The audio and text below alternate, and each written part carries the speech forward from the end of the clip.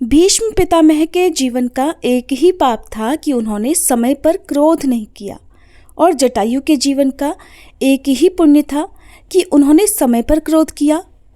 परिणाम स्वरूप एक को बाणों की शैया मिली और एक को प्रभु श्री राम की गोद। इसलिए क्रोध भी तब पुण्यदायी बन जाता है जब वह धर्म और मर्यादा के लिए किया जाए, और सहनशीलता भी तब पाप बन जाती है जब वह धर्म और मर्यादा को बचा ना पाए। हरे कृष्णा। आप सभी का दिन शुभ और मंगलमय हो। इससे पहले की कथा सुनने के लिए आप सबका बहुत बहुत धन्यवाद। आज सुनिए आषाढ़ मास महात्म्य में आगे की कथा। श्री ब्रह्मा जी अपने पुत्र नारद को उनके पूछे गए सभी प्रश्नों का उत्तर दे रहे हैं। नारद जी ने कहा, हे सुरश्रेष्ठ, एक ही गंगा के आपने दो भेद बतलाए हैं। एक तो वह है जो गौतम नामक ब्राह्मण के द्वारा लाया गया, और दूसरा अंश भगवान शंकर की जटा में ही रह गया, जिसे क्षत्रिय राजा भगीरथ लेकर आए। अतः उसी का प्रसंग आप मुझे सुनाइए। नारद की बात सुनकर श्री ब्रह्मा जी बोले, हे देवर्षे, वैवस्वत मनु के वंश में राजा इक्ष्वाकु के कुल में सगर नाम के एक अत्यंत धार्मिक राजा हुए हैं। वे यज्ञ करते करते, दान देते और सदा धार्मिक आचार विचार से रहा करते थे। उनकी दो पत्नियां थीं। वे दोनों ही पति भक्ति परायणा थीं, किंतु उनमें से किसी को भी संतान नहीं हुई। इसलिए राजा के मन में बड़ी चिंता थी। एक दिन उन्होंने महर्षि वशिष्ठ को अपने घर पर बुलाया और विधि पूर्वक उनकी पूजा करके पूछा कि हे महर्षि, मुझे किस उपाय से संतान होगी। उनकी ये बात सुनकर महर्षि वशिष्ठ ने कुछ काल तक ध्यान किया। उसके बाद राजा से कहा, राजन, तुम पत्नी सहित सदा ऋषि महर्षियों का सेवन करते रहो। ऐसा कहकर महर्षि वशिष्ठ अपने आश्रम को चले गए। एक समय की बात है, राजर्षि सगर के घर पर एक महान तपस्वी पधारे हुए थे।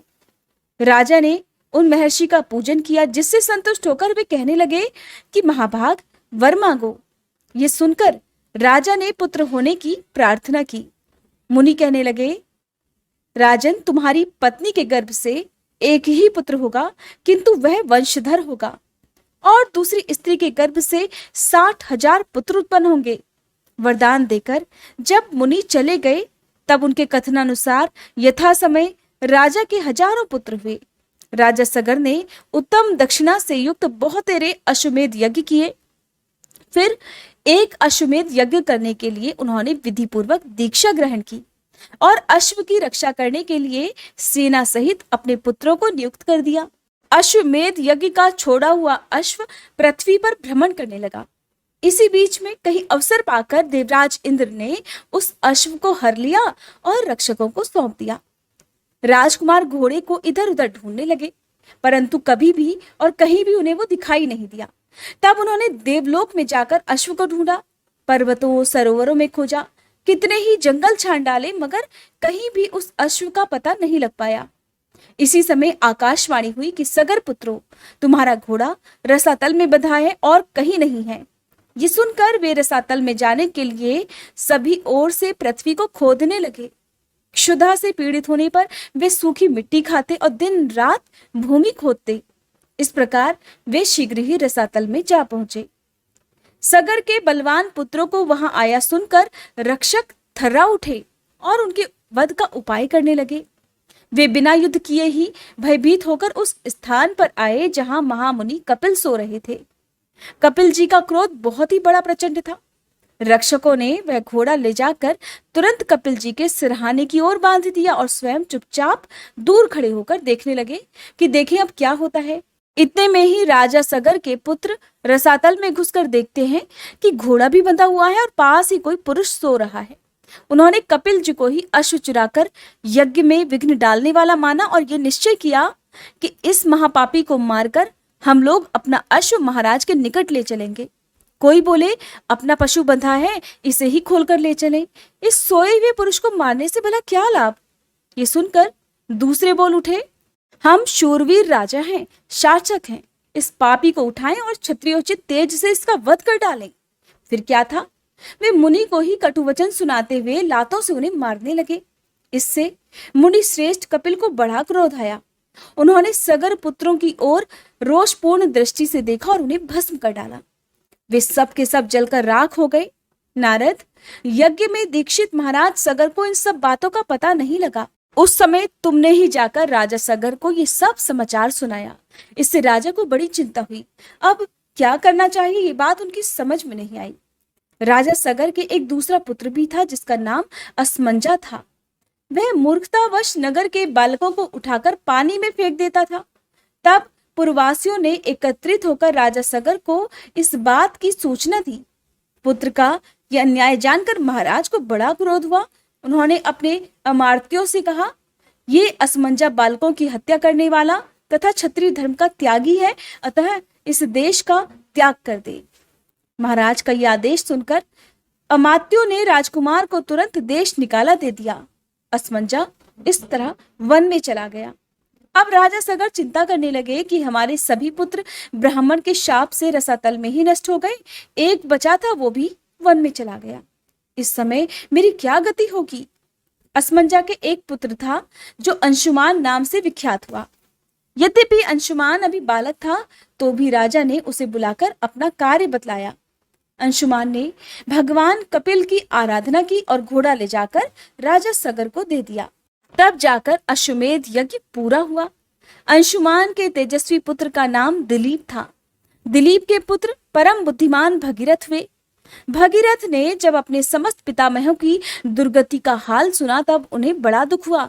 उन्होंने नृपश्रेष्ठ सगर से विनय पूर्वक पूछा कि हे महाराज, उन सबका उद्धार कैसे संभव होगा। राजा ने उत्तर दिया, बेटा, ये तो भगवान कपिल ही जानते हैं।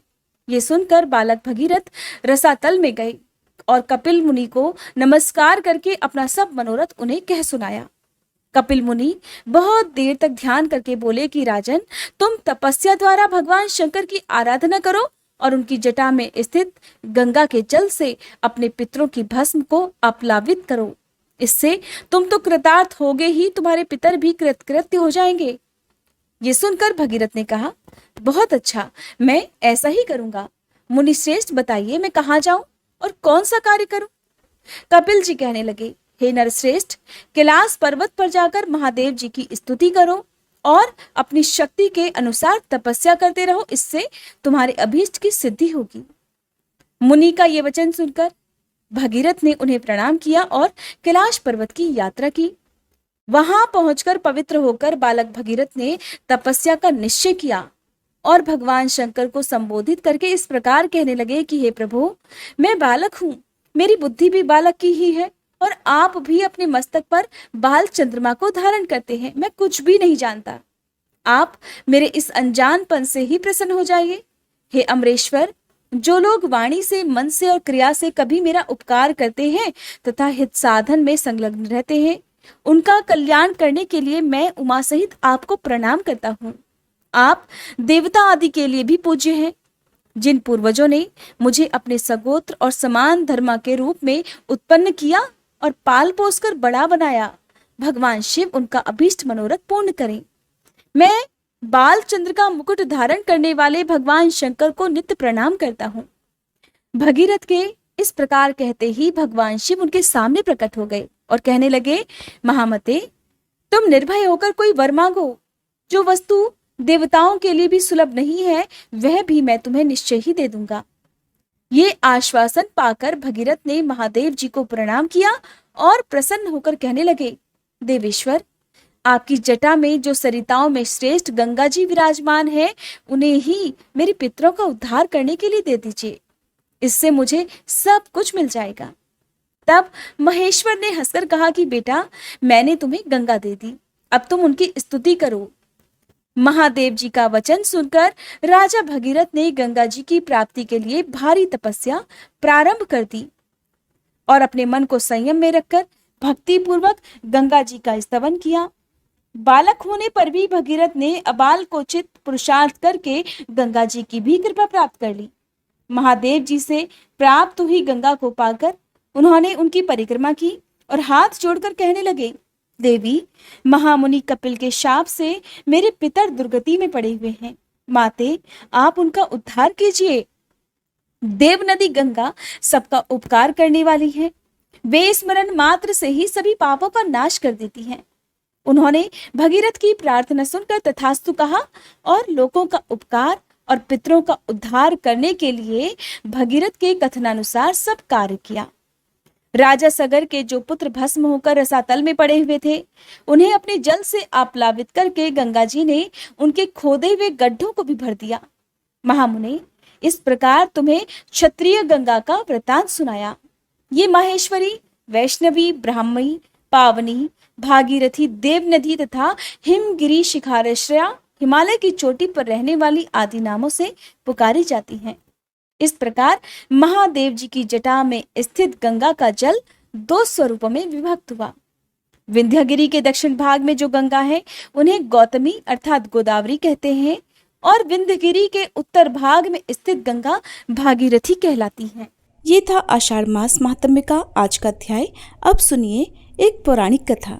भीष्म जी के पूछने पर पुलत्स्य जी ने कहा, हे पुरुष श्रेष्ठ, भगवान ब्रह्मा साक्षात परमात्मा हैं। वे पर से भी पर और अत्यंत श्रेष्ठ हैं।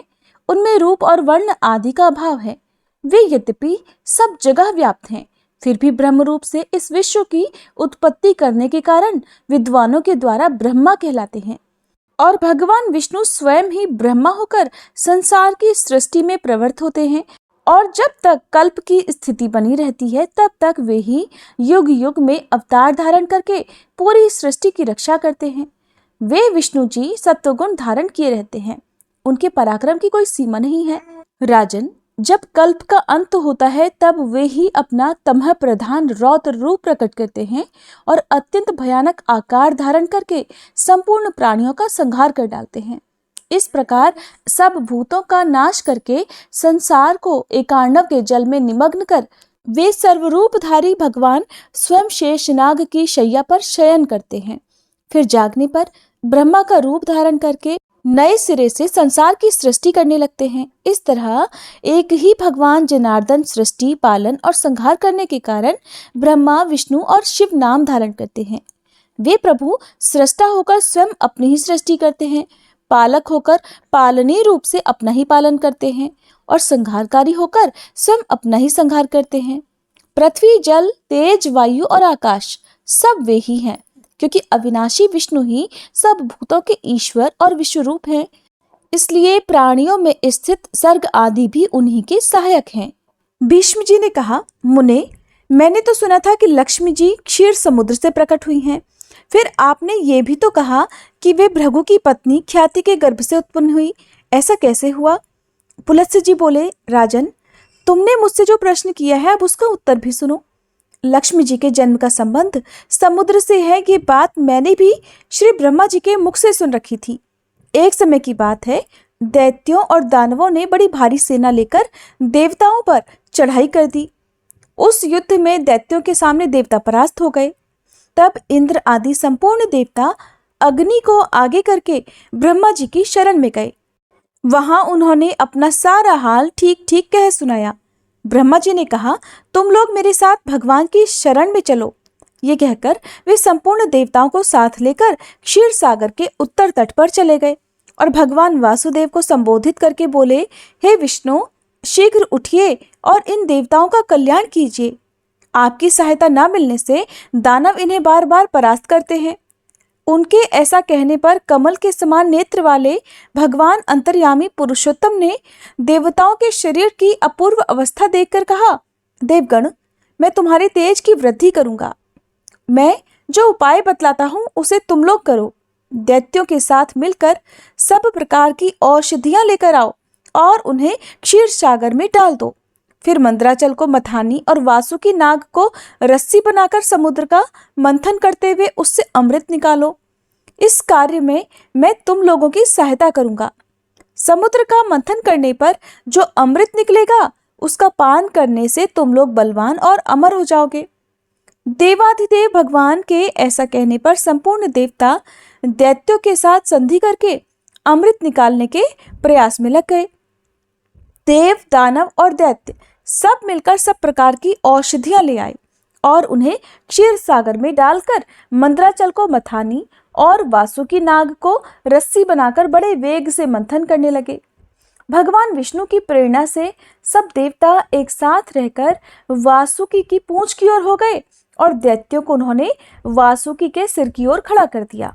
भीष्म जी, वासुकी के मुख की सांस तथा विष की अग्नि से झुलस जाने के कारण सभी दैत्य निस्तेज हो गए। क्षीर समुद्र के बीच में ब्रह्मवेत्ताओं में श्रेष्ठ भगवान ब्रह्मा तथा महातेजस्वी महादेव जी कच्छप रूपधारी श्री विष्णु भगवान की पीठ पर खड़े होकर अपनी भुजाओं से कमल की तरह मंदराचल को पकड़े हुए थे और स्वयं भगवान श्री हरि कूर्म रूप धारण करके क्षीर सागर के भीतर देवताओं और दैत्यों के बीच में स्थित थे। वे मंदराचल को अपनी पीठ पर लेकर डूबने से बचाते थे। इसके बाद जब देवता और दानवों ने क्षीर समुद्र का मंथन आरंभ किया, तब पहले पहल उससे देव पूजित सुरभि अर्थात कामधेनु गाय प्रकट हुई, जो दूध घी की उत्पत्ति का स्थान मानी गई है। इसके बाद वारुणी अर्थात मदिरा देवी प्रकट हुई, जिसके मद भरे नेत्र घूम रहे थे। वह पग पग पर लड़खड़ाती चलती थी। उसे अपवित्र मानकर देवताओं ने त्याग दिया। तब वह असुरों के पास जाकर बोली, देवताओं, मैं बल प्रदान करने वाली देवी हूं, तुम मुझे ग्रहण करो। दैत्यों ने उसे ग्रहण कर लिया। इसके बाद फिर से मंथन आरंभ होने पर पारिजात अर्थात कल्प वृक्ष उत्पन्न हुआ, जो अपनी शोभा से देवताओं का आनंद बढ़ाने वाला था। इसके बाद 60 करोड़ अप्सराएं प्रकट हुई, जो देवता और दानवों की सामान्य रूप से भोग्या है। जो लोग पुण्य कर्म करके देवलोक में जाते हैं, उनका भी उनके ऊपर समान अधिकार होता है। अप्सराओं के बाद शीतल किरणों वाले चंद्रमा का प्राकट्य हुआ, जो देवताओं को आनंद प्रदान करने वाले थे। उन्हें भगवान शंकर ने अपने लिए मांगते हुए कहा, देवताओं, ये चंद्रमा मेरी जटाओं के आभूषण होंगे, इसलिए मैंने इन्हें ले लिया। ब्रह्मा जी ने बहुत अच्छा कहकर शंकर जी की बात को स्वीकार कर लिया। इसके बाद कालकूट नामक भयंकर विष प्रकट हुआ। उससे देवता और दानव सबको बहुत पीड़ा हुई। तब महादेव जी ने अपनी इच्छा से उस विष को लेकर पी लिया। विष पीने से महादेव जी के कंठ में नीला दाग पड़ गया और तभी से वे महेश्वर नीलकंठ कहलाने लगे। क्षीर सागर से निकले वे उस विष का जो अंश पीने से बच गया था, उसे नागों यानी सर्पों ने ग्रहण कर लिया। इसके बाद अपने हाथ में अमृत से भरा हुआ कमंडल लिए धन्वंतरी जी प्रकट हुए। वे श्वेत वस्त्र धारण किए हुए थे। वैद्यराज के दर्शन से सबका मन स्वस्थ और प्रसन्न हो गया। इसके बाद उस समुद्र से उच्चैःश्रवा घोड़ा और ऐरावत नाम का हाथी, ये दोनों बारी बारी प्रकट हुए। इसके बाद क्षीर सागर से लक्ष्मी देवी का प्रादुर्भाव हुआ, जो खिले हुए कमल पर विराजमान थी और हाथ में कमल लिए हुए थी। उनकी प्रभा चारों ओर छिटक रही थी। उस समय महर्षियों ने श्री सूक्त का पाठ करते हुए बड़ी प्रसन्नता के साथ उनकी स्तुति की। साक्षात क्षीर समुद्र ने दिव्य पुरुष के रूप में प्रकट होकर लक्ष्मी जी को एक सुंदर माला भेंट की, जिसके कमल कभी मुरझाते नहीं थे। विश्वकर्मा ने उनके समस्त अंगों में आभूषण पहना दिए।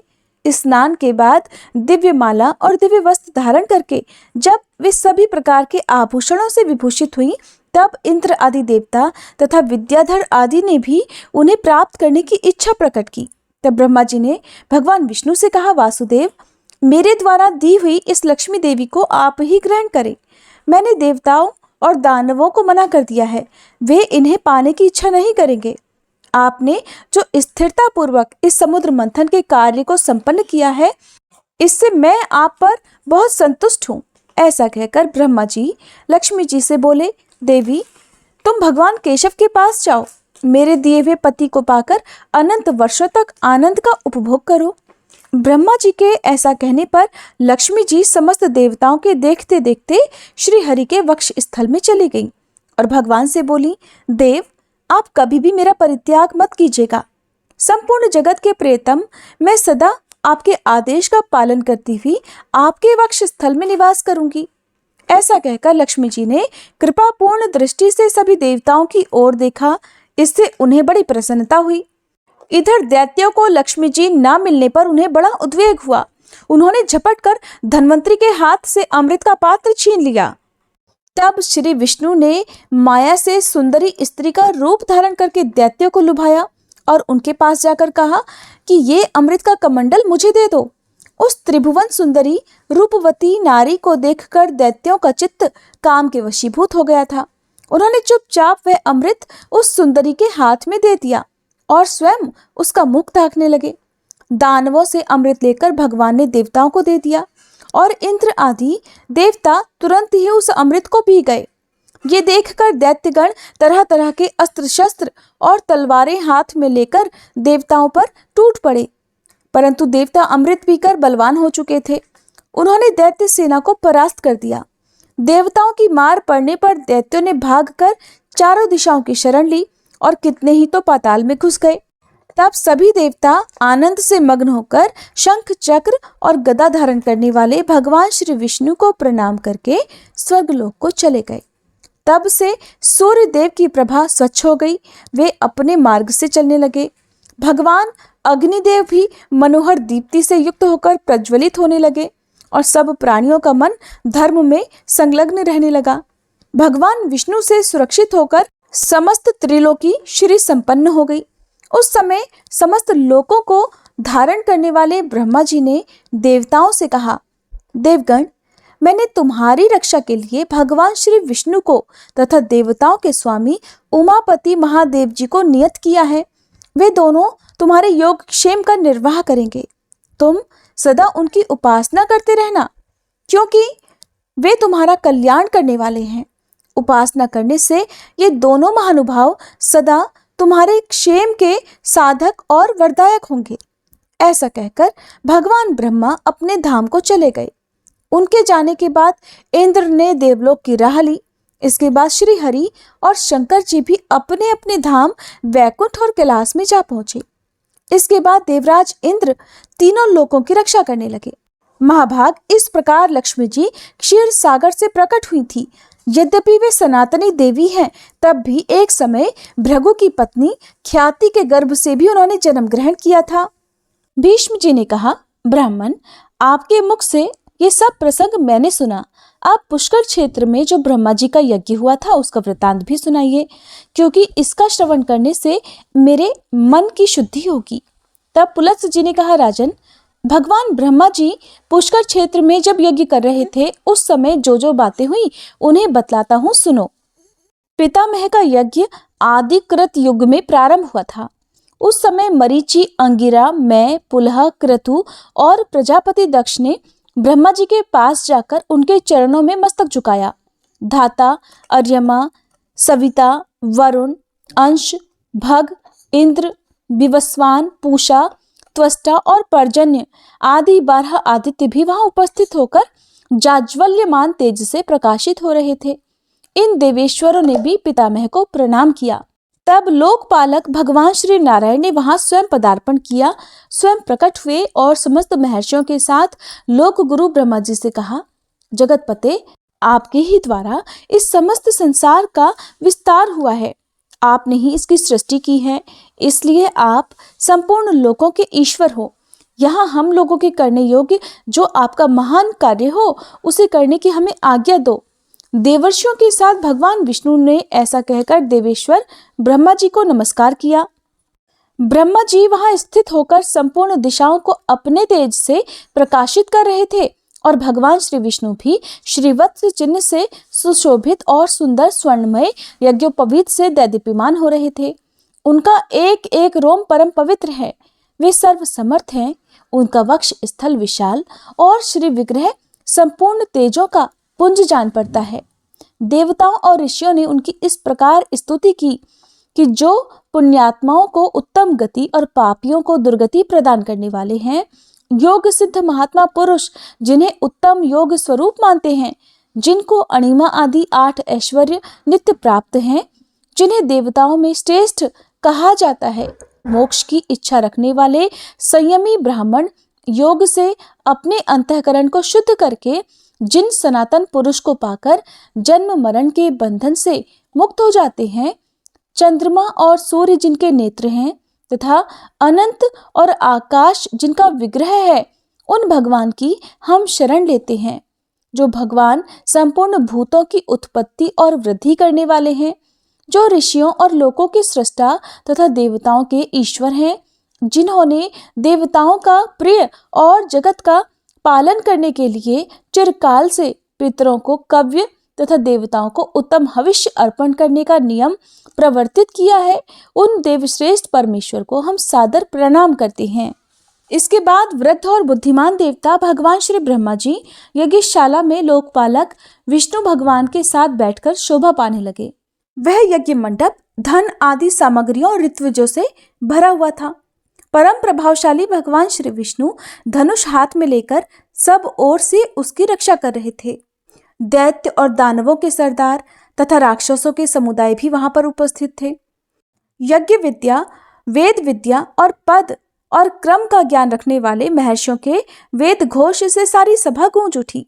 देवता और असुरों के गुरु लोक पितामह ब्रह्मा जी उस यज्ञ भूमि में विराजमान थे। सुर और असुर दोनों ही उनकी सेवा में खड़े थे। प्रजापति गण, दक्ष, वशिष्ठ, पुलह, मरीचि आदि सभी ब्रह्मा जी की उपासना करते थे। बहुत सारे दानव, जिन्हें अपने बल पर गर्व था, ब्रह्मा जी की उपासना करते हुए इस प्रकार बोले। दानवों ने कहा, भगवान, आपने ही हम लोगों की सृष्टि की है, हमें 3 लोकों का राज्य दिया है और देवताओं से अधिक बलवान बनाया है। पितामह, आपके इस यज्ञ में हम लोग कौन सा कार्य करें? हम स्वयं ही कर्तव्य का निर्णय करने में समर्थ हैं। अदिति के गर्भ से पैदा हुए इन बेचारे देवताओं से क्या काम होगा? ये तो सदा हमारे द्वारा मारे जाते और अपमानित होते रहते हैं। फिर भी आप तो हम सबके पितामह ही हैं, इसलिए देवताओं को भी साथ लेकर यज्ञ पूर्ण कीजिए। यज्ञ समाप्त होने पर राज्य लक्ष्मी के विषय में हमारा देवताओं के साथ फिर विरोध होगा और इसमें बिल्कुल भी संदेह नहीं है, किंतु इस समय हम चुपचाप इस यज्ञ को देखेंगे, देवताओं के साथ युद्ध नहीं छेड़ेंगे। पुलत्स्य जी कहते हैं, दानवों के ये गर्वयुक्त वचन सुनकर इंद्र सहित महायशस्वी भगवान विष्णु ने शंकर जी से कहा। भगवान विष्णु बोले, प्रभु, पितामह के यज्ञ में प्रधान दानव आए हुए हैं। ब्रह्मा जी ने इनको भी इस यज्ञ में आमंत्रित किया हुआ है और ये सब लोग इसमें विघ्न डालने का प्रयत्न कर रहे हैं, परंतु जब तक यज्ञ समाप्त न हो जाए तब तक हम लोगों को क्षमा करना चाहिए। इस यज्ञ के समाप्त हो जाने पर देवताओं को दानवों के साथ युद्ध करना होगा। उस समय आपको ऐसा यत्न करना चाहिए जिससे पृथ्वी पर से दानवों का नामो निशान मिट जाए। आपको मेरे साथ रहकर इंद्र की विजय के लिए प्रयत्न करना उचित है। इन दानवों का धन लेकर राहगीरों, ब्राह्मणों और दुखी मनुष्यों में बांट दें। भगवान श्री विष्णु की ये बात सुनकर ब्रह्मा जी ने कहा, भगवान, आपकी बात सुनकर ये दानव क्रोधित हो सकते हैं, किंतु इस समय इन्हें क्रोध दिलाना आपको अभी उचित नहीं होगा, इसलिए रुद्र और अन्य देवताओं के साथ आपको क्षमा करना चाहिए। सतयुग के अंत में जब ये यज्ञ समाप्त हो जाएगा, उस समय मैं आप लोगों को और इन दानवों को विदा कर दूंगा। उसी समय आप लोग सब संधि या विग्रह जो भी उचित हो वो कर लीजिएगा। पुलत्स्य जी कहते हैं, इसके बाद भगवान श्री ब्रह्मा जी ने फिर से उन दानवों से कहा कि तुम्हें देवताओं के साथ किसी प्रकार का विरोध नहीं करना चाहिए। इस समय तुम सब लोग परस्पर मित्र भाव से रहकर मेरा कार्य संपन्न करो, इस यज्ञ को पूर्ण करवाओ। तब दानव कहने लगे, पितामह, आपके प्रत्येक आदेश का हम लोग पालन करेंगे। देवता हमारे छोटे भाई हैं, इसलिए उन्हें हमारी ओर से कोई भय नहीं है। दानवों की ये बात सुनकर ब्रह्मा जी को बड़ा संतोष हुआ। थोड़ी ही देर बाद उनके यज्ञ का वृत्तांत सुनकर ऋषियों का एक समुदाय आ पहुंचा। भगवान श्री विष्णु ने उनका पूजन किया। पिनाकधारी महादेव जी ने उन्हें आसन दिया और ब्रह्मा जी की आज्ञा से वशिष्ठ जी ने उन सबको अर्घ्य निवेदित करके उनकी कुशल मंगल पूछी और पुष्कर क्षेत्र में उन्हें निवास स्थान देकर कहा कि आप लोग आराम से यहीं रहिए। इसके बाद जटा और मृग चर्म धारण करने वाले वे समस्त महर्षि ब्रह्मा जी की यज्ञ सभा को सुशोभित करने लगे। उनमें कुछ महात्मा वालखिल्य थे और कुछ लोग संप्रख्यान अर्थात एक समय के लिए ही अन्न ग्रहण करने वाले अथवा तत्व का विचार करने वाले थे। वे नाना प्रकार के नियमों में संलग्न और वेदी पर शयन करने वाले थे। उन सभी तपस्वियों ने पुष्कर के जल में जैसे ही अपना मुंह देखा, वे उसी क्षण अत्यंत रूपवान हो गए। फिर एक दूसरे की ओर देखकर सोचने लगे, ये कैसी बात है? इस तीर्थ में मुंह का प्रतिबिंब देखने से सबका सुंदर रूप हो गया। ऐसा विचार कर उन तपस्वियों ने उसका नाम मुख दर्शन तीर्थ रख दिया। इसके बाद वे सभी स्नान कर अपने अपने नियमों में लग गए। उनके गुणों की कहीं कोई उपमा ही नहीं थी। राजन, वे सभी वनवासी मुनि वहां रहकर अत्यंत शोभा पाने लगे। उन्होंने अग्निहोत्र करके नाना प्रकार की क्रियाएं वहां पर संपन्न की। तपस्या से उनके पाप भस्म हो चुके थे। वे सोचने लगे कि ये सरोवर तो सबसे श्रेष्ठ है। ऐसा विचार कर उन द्विजातियों ने उस सरोवर का नाम रख दिया श्रेष्ठ पुष्कर। इसके बाद ब्राह्मणों को दान के रूप में तरह तरह के पात्र देने के बाद वे सभी द्विज वहां प्राची सरस्वती का नाम सुनकर उसमें स्नान करने की इच्छा से गए। हरे कृष्णा। उसके बाद वहां पर जो कुछ भी घटित हुआ उसका वृतांत आप सभी अगले अध्याय में सुनना मत भूलिएगा।